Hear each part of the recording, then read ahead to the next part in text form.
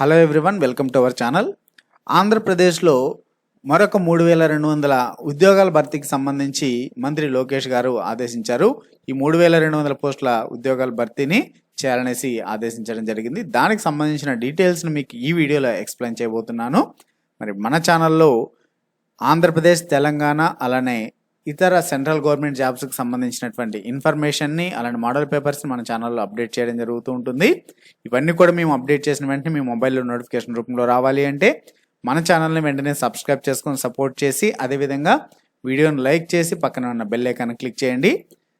ఆంధ్రప్రదేశ్ రాష్ట్రంలో యూనివర్సిటీస్లో ఖాళీగా ఉన్నాయండి ఈ పోస్టులు 3220 పోస్టులు. మరి వీటిని భర్తీ చేయాలని విద్యాశాఖ మంత్రి అయినటువంటి నారా లోకేష్ గారు అధికారులకి స్పష్టమైన ఆదేశాలు జారీ చేశారు.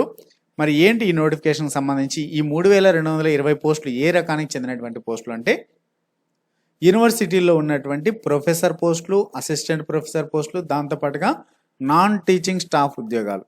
సో ఇవన్నీ కలిపి 3220 పోస్టులు ఉన్నాయి. మరి వీటికి సంబంధించి ఒక సమీక్షను అయితే నిర్వహించారు మంత్రి నారా లోకేష్ గారు. మరి ఈ సమీక్షలోనే వాటికి సంబంధించిన అధికారులకి స్పష్టమైన ఆదేశాలు జారీ చేశారు. ఎందుకంటే వీటికి ఆల్రెడీ నోటిఫికేషన్ అయితే లాస్ట్ వైసీపీ గవర్నమెంటే రిలీజ్ చేసింది. మరి నోటిఫికేషన్ రిలీజ్ చేసినప్పటికీ ఈ యొక్క భర్తీ ప్రక్రియలో కేసు అయితే కోర్టులో వేశారండి. మరి అందువల్ల ఈ 3220 పోస్టుల భర్తీని పారదర్శకంగా జరపాలని, మరి ఈ భర్తీకి సంబంధించినటువంటి న్యాయపరమైన చిక్కులను తొలగించాలని మంత్రి లోకేష్ గారు అధికారులకు ఆదేశించారు. అంతేకాకుండా ప్రతిభ ఆధారంగా ఈ ఉద్యోగాలు భర్తీ చేయాలనేసి కూడా స్పష్టంగా తెలియజేయడం జరిగింది. మరి ఈ ప్రక్రియలో అప్లికేషన్ విధానము, నోటిఫికేషన్ ఇవన్నీ కూడా మరొక కొత్త నోటిఫికేషన్ ద్వారా అయితే రిలీజ్ చేసేటువంటి అవకాశం ఉంది.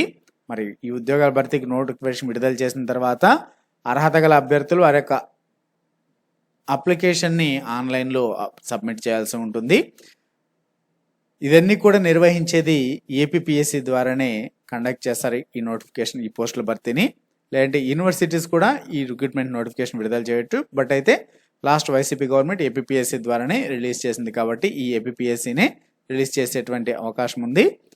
మరి విధి విధానాలు ఏంటి, ఎలా మారబోతుంది, నెక్స్ట్ కొత్త నోటిఫికేషన్ దీనికి సంబంధించి ఎప్పుడు వస్తుంది, ఇవన్నీ కూడా మీకు నెక్స్ట్ అప్డేట్స్ వచ్చిన వెంటనే తెలియచేయడం జరుగుతుంది. Thanks for watching. మీరు మన ఛానల్ సబ్స్క్రైబ్ చేసుకున్నట్టయితే సబ్స్క్రైబ్ చేసుకొని వీడియోని లైక్ చేయండి.